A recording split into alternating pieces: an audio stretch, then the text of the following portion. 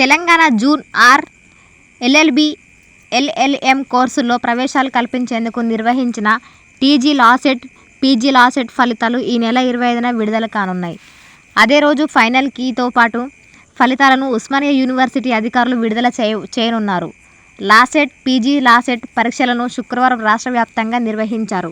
ఉన్నత విద్యామండలి chairman professor Budithyala Balakrishna Reddy, vice చైర్మన్లు professor SK Mahmood, professor Itikala Purushottam, కార్యదర్శి శ్రీరామ్ వెంకటేష్లు పాల్గొని పేపర్ కోడ్ను ఎంపిక చేశారు.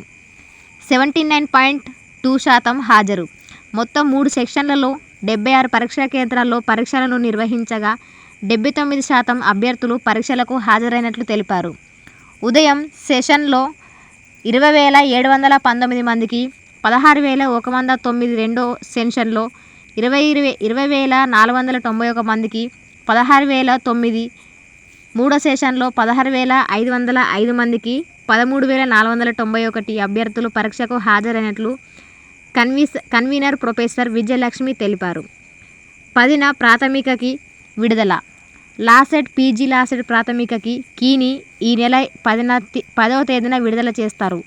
కీ కోసం lawset.tgc.ac.in వెబ్సైట్ను సంప్రదించవచ్చు.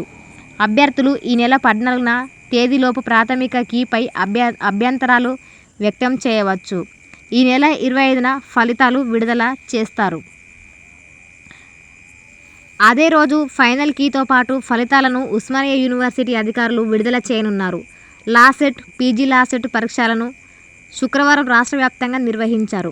ఉన్నత విద్యామండలి chairman professor Budithyala Balakrishna Reddy, vice చైర్మన్లు professor SK Mahmood, professor Itikala Purushottam, కార్యదర్శి శ్రీరామ్ వెంకటేష్లు పాల్గొని పేపర్ కోడ్ను ఎంపిక చేశారు.